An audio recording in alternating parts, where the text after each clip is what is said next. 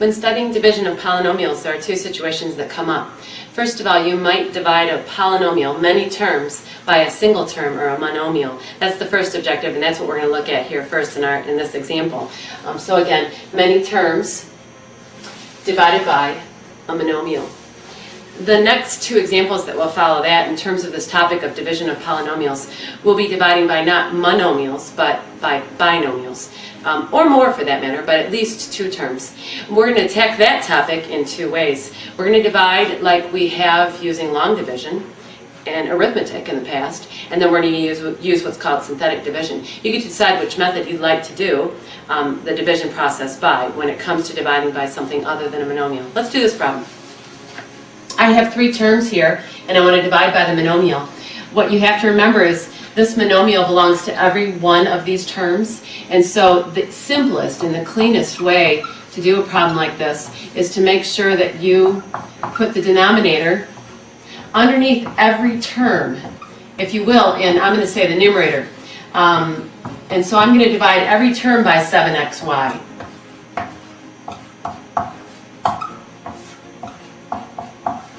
And now all I have to do is think about simplifying monomials, these quotients in each case, and just look at the coefficients and reduce those. So here 7 goes into here once and into here once, so basically I'm left with a 1. I have here x to the third power over x to the first, don't forget, and so I'm going to subtract those exponents, and so 3 minus 1 is x to the second power, and this y to the first over y to the y to the fourth over y to the first. Again, I'm going to subtract the exponents, gives me y to the third. I finished the simplification of this monomial divided by a monomial. Over here, 21 divided by 7 is 3. Please bring down your sign. X squared divided by x to the first. Again, I'm subtracting their exponents, gives me x to the first. Y to the third divided by y to the first gives me y to the second because I subtract. Finally, 28 divided by 7 is 4. This x divided by x is 1. I'm not going to need to write that because 4 times 1 is 4. Y to the second over y to the first is y to the first power. And I'm all done with that division process. I'm not going to do another problem like this. Again, a very simple problem where you divide many terms by a monomial. The next example that we're going to go to is where we take many terms and divide by a binomial. I mentioned that when we divide polynomials by more than one term, in this case a binomial, that there are two methods to do this. One is what I would call a method that involves long division, and so I want to remind you of one thing first. If I did a very simple arithmetic problem, 7 divided by 312, you've always said to yourself, 7 goes into, it only goes into the 31 here, it goes in 4 times, and 4 times 7 is 28, and then you subtracted that. And 31 minus 28 is 3, and I brought down the 2, and 7 goes into 32 4 times, and 4 times 7 is 28. And again, I subtract, and I could stop. I could say I have a remainder, or I could continue and get a decimal place. This process is how we're going to do this problem. Now I'm going to go ahead and get rid of this. And let's set this problem up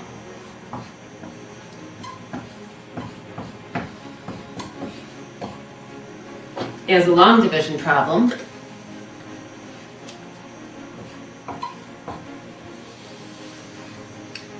Kind of a long problem, so I need to use the space on the board. And this is how you'll do it. This is what I'm dividing by. That's my divisor, so I'm going to divide it into this expression right here.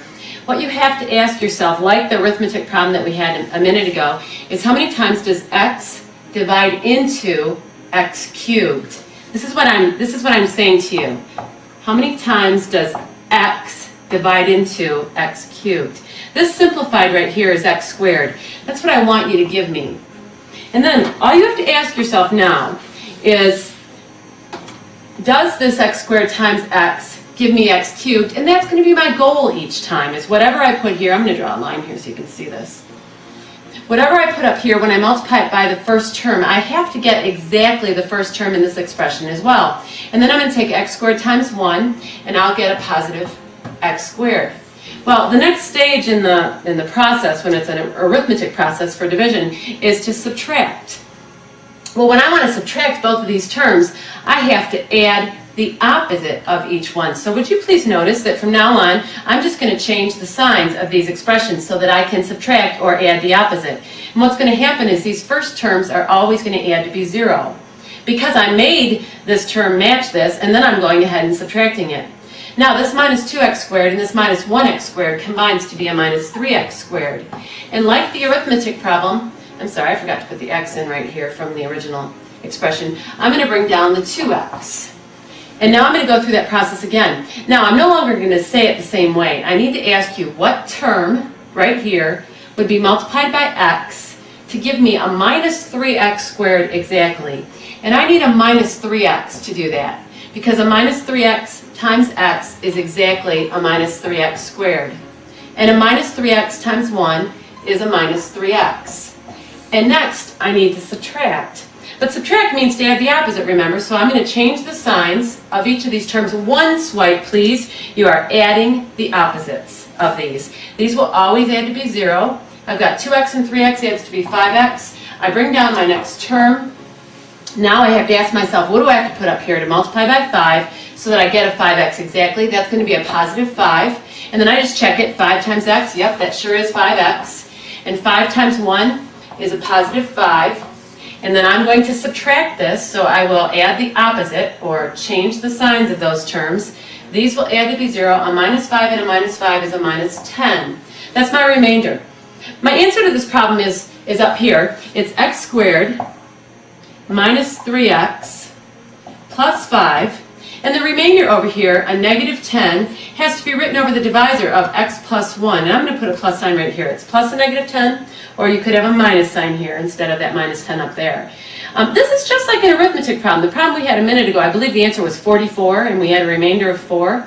So I would have written that as 44 and 4/7. Again, that's the arithmetic problem we did a minute ago. This is how I write my remainder here. I'm going to do another problem.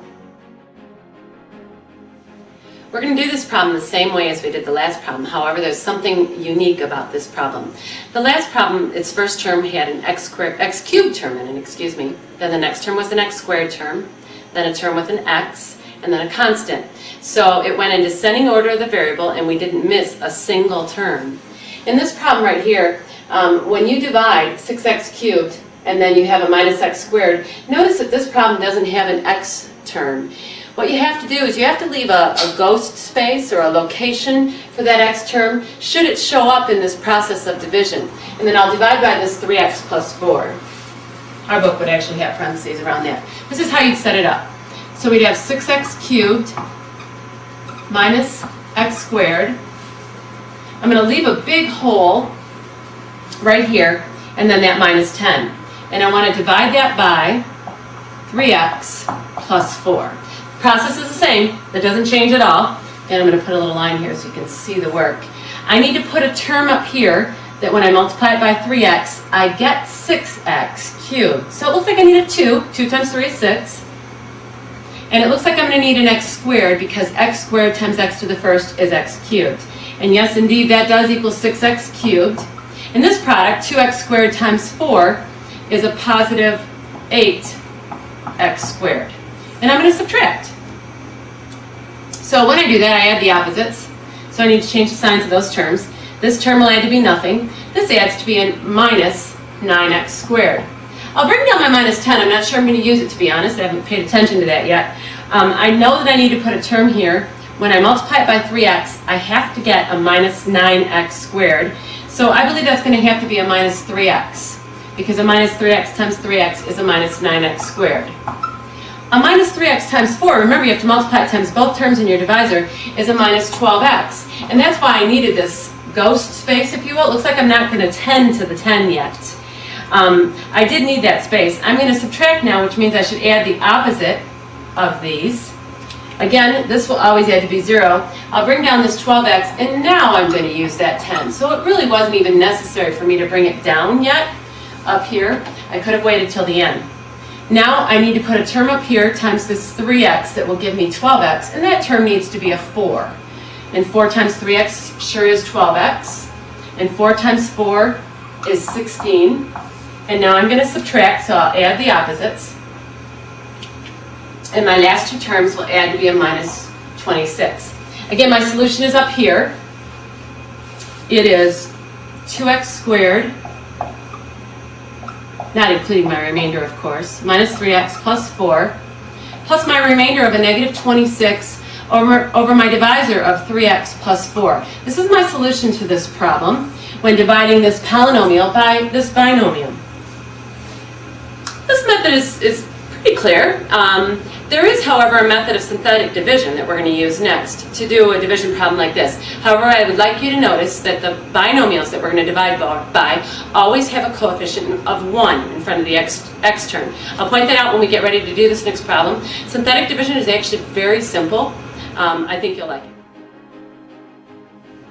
The problem that we're going to do right now is the same as the problem that we did two examples ago. And I want to do that so that you can see or compare them to notice how similar they are. When we divide by synthetic division, because subtracting is the same as adding the opposite, that's going to be the big thing to watch out for. When we divide by synthetic division, what I like to do is I like to take the coefficients of all of these terms, and I like to write them down. So I have a 1, and then a negative 2. You get to ignore the variables, but the process really is ultimately the same. So again, I just strip the coefficients out of those terms, and then you're going to divide, if you will, these coefficients by the opposite of the coefficient of the last term in the binomial. Now, that coefficient is a 1, so the opposite is a negative 1. The process is now a process of addition, and you really just have to come to understand the process. You bring down this first coefficient, the 1, and you multiply this minus 1 times this 1. Again, a negative 1 times 1 is a minus 1. We're using a negative 1 because we're going to add instead of subtract. A negative 2 and a negative 1 adds to be a negative 3. Now I'm going to take the negative 1 times the negative 3. It's always this times this bottom sum. That's a positive 3. I'm going to add the next column. I'm going to do it again. A negative 1 times 5 is a negative 5. I'm going to add, this is always my remainder column. Since I have divided this this is 4 terms.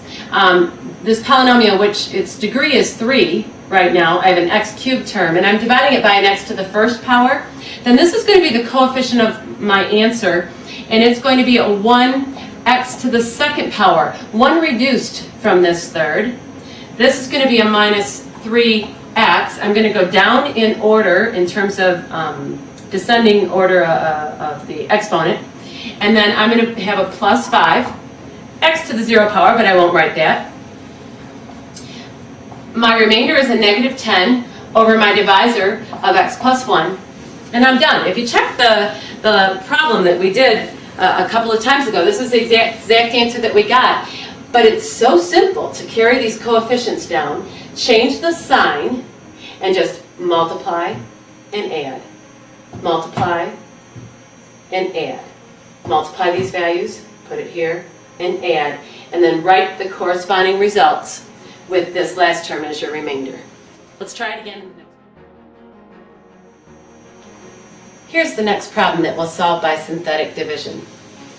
Again, bring your coefficients down. Please notice that there's no x term in this problem, but I have to make a space for it. So the coefficient of the first term is a 1. The coefficient of the next term is a negative 2. The coefficient of the x term is 0. And the coefficient, or the constant, is 8. I want to divide that by, remember I've got this binomial, x plus 2. I'm going to use a minus 2, the opposite of this constant. And you have to remember this, I always have to bring down the first coefficient. And then I'll multiply. A negative 2 times 1 is a negative 2. I put it up in the next column and add. A negative 2 times a negative 4 is a positive 8. I add. A negative 2 times 8 is a negative 16. I add. Here's my remainder. Notice that my first term is x cubed, so this is going to be the coefficient of an x squared term. It's a 1. Minus 4 is going to be the coefficient of the x term. The 8 is going to be my constant. And this minus 8 is my remainder over the divisor of x plus 2. I'm all done dividing. Synthetic division is actually very simple. I hope you like it. One last thing I'd like to share with you. This is quite an involved chapter. We have worked with rational expressions. the CD that I sent last week. Simplifying, multiplying, dividing, adding, and subtracting. We solved rational equations, and now I'm jumping back a little bit into this division process, and we're going to go into complex expressions. Again, a lot to keep together. Don't forget to put together a note card for your test so that you can keep these processes straight if that's going to be troublesome for you.